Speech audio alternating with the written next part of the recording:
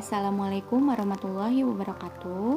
Saya mahasiswa dari IKIP Siliwangi Bandung dengan jurusan Pendidikan Guru Sekolah Dasar. Di sini saya ingin mempresentasikan salah satu dari mata kuliah program pengenalan lingkungan SD yang diampu oleh Muhammad Rizal Fauzi MPD, di mana materinya yaitu mengenai standar pengelolaan pendidikan. Nah, di antaranya sebelumnya saya mau perkenalan dulu. Yang akan mempresentasikan saya Intan Anggraini, kemudian Cynthia Siti Aisyah, Elsa Kurniawati, Muhammad Nur Arifin, Resta Dewi, Asri Tri Lestari, dan Aisyah Rahayu. Nah, langsung aja.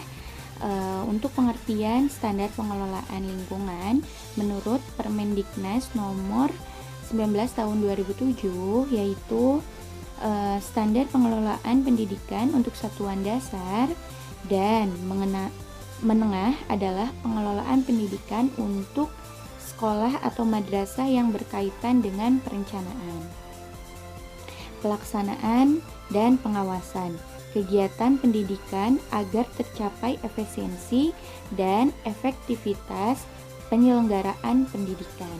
Untuk selanjutnya, Warahmatullahi wabarakatuh. Perkenalkan, nama saya Cynthia Siti Aisyah dan saya 17060019. Di sini saya akan menjelaskan mengenai konsep standar pengelolaan pendidikan. Nah, di dalam konsep standar pengelolaan pendidikan itu terdapat 3 bagian. Yang pertama, standar pengelolaan oleh satuan pendidikan. Yang kedua, standar pengelolaan oleh pemerintah daerah. Dan yang ketiga, standar pengelolaan oleh pemerintah. Yang pertama, standar pengelolaan oleh satuan pendidikan itu menurut pasal 49. Yang pertama, pengelolaan satuan pendidikan pada jenjang pendidikan dasar dan menengah menerapkan manajemen berbasis sekolah yang ditujukan dengan kemandirian, kemitraan, partisipasi, keterbukaan, dan akuntabilitas.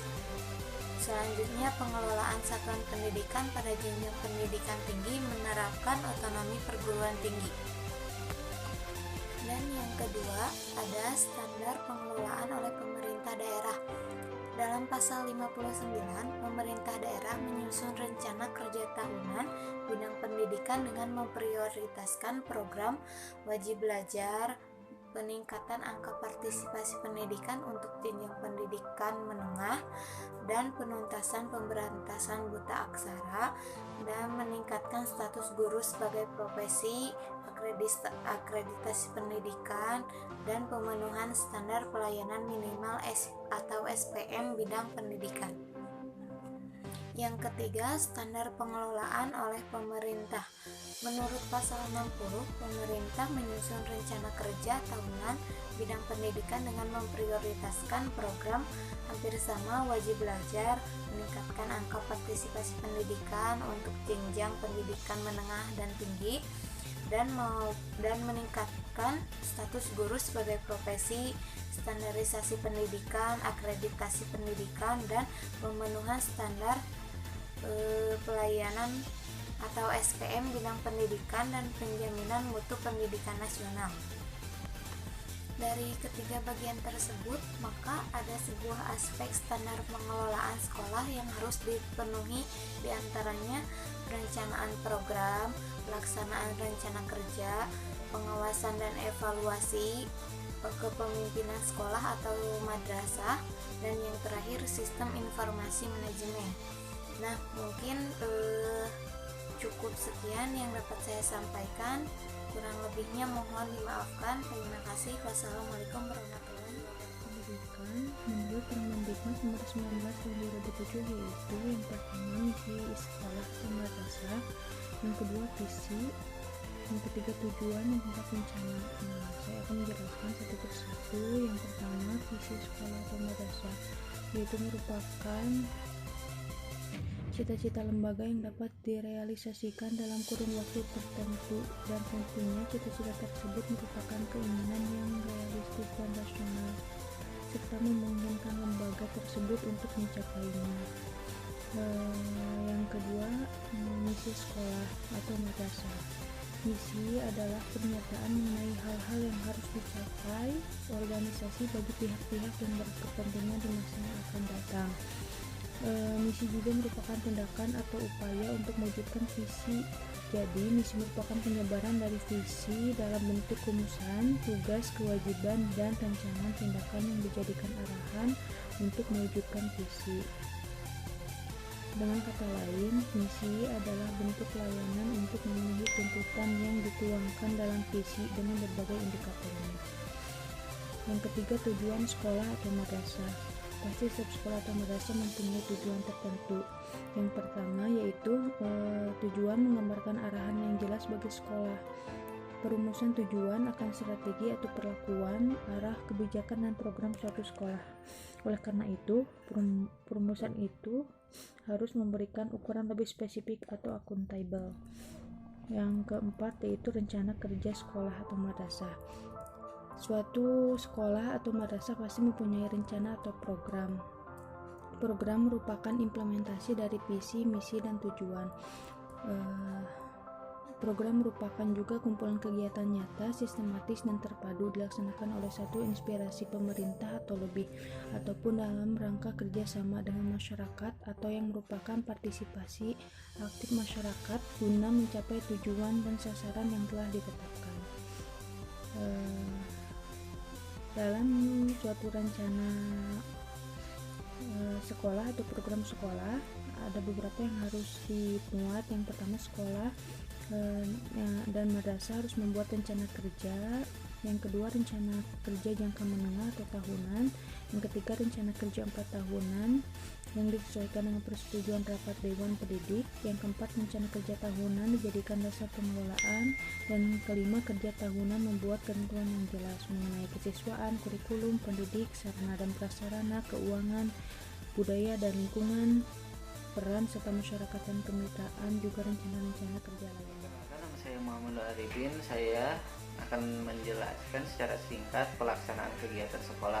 Pelaksanaan kegiatan sekolah dilaksanakan berdasarkan kerja tahunan. Ada beberapa bidang ya. Yang pertama, bidang kesiswaan, bertugas menetapkan petunjuk mengenai proses penerimaan peserta didik, terus mengadakan kegiatan ekstra dan non kurikuler, terus mengadakan konseling ya untuk peserta didik, terus menyusun program penilaian hasil peserta didik juga, terus melakukan pembinaan prestasi unggulan. Nah, ada lagi bidang kurikulum dan kegiatan kurikulum. Nah, bidang kurikulum ini bertugas menyusun kurikulum dan jadwal sesuai kalender pendidikan, terus menyusun dan mengembangkan program pembelajaran, menyusun penilaian hasil belajar, menetapkan peraturan akademik. Nah, ada lagi bidang pendidikan dan tenaga kependidikan. Nah, bidang pendidikan ini bertugas untuk menyusun program pendayagunaan pendidik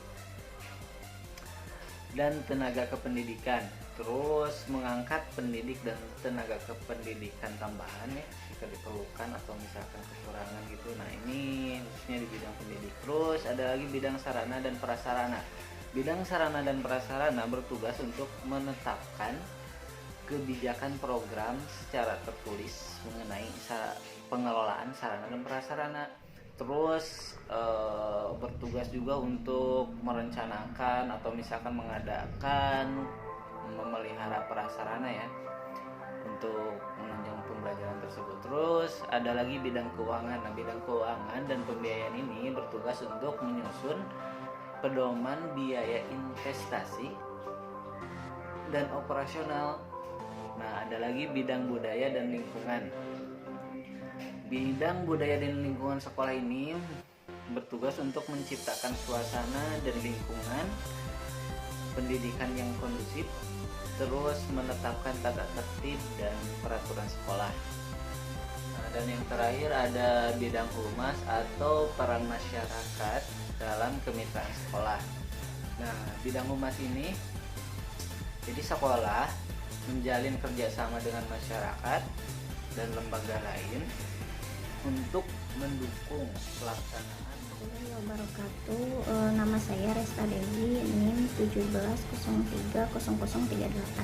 Di sini saya akan mempresentasikan tentang kerangka standar pengelolaan pendidikan Permendiknas nomor 19 tahun 2007. Yaitu yang ketiga, pengawasan dan evaluasi. Aspek yang pertama adalah program dan jenis-jenis evaluasi. Program evaluasi atau jenis-jenis evaluasi yaitu ada 3. Yang pertama, evaluasi diri, yaitu evaluasi yang dilakukan pihak sekolah untuk menilai kinerja sekolah itu sendiri. Yang kedua, evaluasi dan pengembangan kurikulum, yaitu proses yang dilakukan secara komprehensif dan fleksibel agar bisa menghadapi kemajuan ilmu pengetahuan dan teknologi yang mutakhir dan bersifat menyeluruh, yang artinya melibatkan semua pihak. Yang ketiga yaitu evaluasi pendayagunaan pendidikan dan tenaga pendidikan, meliputi kesesuaian penugasan dengan keahlian, keseimbangan beban kerja dan kinerja. Yang keduanya, aspek keduanya adalah akreditasi sekolah, merupakan suatu kegiatan yang dilakukan oleh pemerintah atau lembaga yang berwenang untuk menentukan tingkat kelayakan suatu sekolah atau madrasah berdasarkan kriteria sebagai bentuk akuntabilitas publik yang dilakukan secara objektif, adil, transparan, dan komprehensif dengan menggunakan instrumen dan kriteria yang mengacu kepada standar nasional pendidikan. Sekian presentasi bagian saya. Wassalamualaikum warahmatullahi wabarakatuh. Perkenalkan, nama saya Astrid Lestari, kelas B1 Prodi PGSD 2017. Di sini saya akan menjelaskan tentang fungsi kepemimpinan.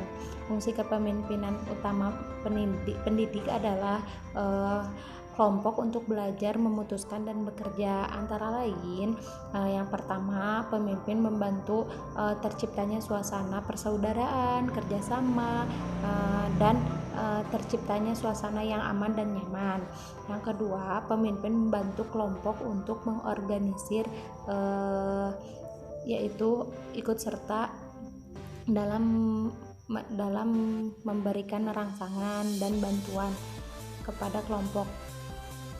Yang ketiga, pemimpin membantu kelompok dalam menetapkan prosedur pekerjaan, yaitu membantu kelompok dalam menganalisis situasi. Yang keempat, pemimpin bertanggung jawab dalam mengambil keputusan bersama dengan kelompok. Pemimpin mempunyai tanggung jawab untuk melatih kelompoknya. Yang kedua, tugas dan kewajiban pemimpin sekolah atau madrasah. Yang pertama, menjabarkan visi ke dalam misi, target mutu yang akan dicapai. Yang kedua, merumuskan tujuan dan target mutu yang akan dicapai. Yang ketiga, menganalisis tantangan, peluang, kekuatan dan kelemahan sekolah dan madrasah. Yang keempat, membuat rencana kerja strategis dan rencana kerja tahunan untuk pelaksanaan peningkatan mutu. Yang kelima, bertanggung jawab dalam membuat keputusan anggaran sekolah dan madrasah. Yang keenam, melibatkan guru, komite sekolah dalam pengambilan keputusan. Dalam hal ini, sekolah atau madrasah swasta, pengambilan keputusan tersebut harus melibatkan penyelenggara peserta didik, penyelenggara sekolah dan madrasah. Yang ketujuh, berkomunikasi untuk menciptakan dukungan insentif dan dari orang tua peserta didik. Yang kedelapan, menjaga dan meningkatkan motivasi kerja pendidikan dan tenaga kependidikan. Yang kesembilan, menciptakan lingkungan pembelajaran yang efektif bagi peserta didik.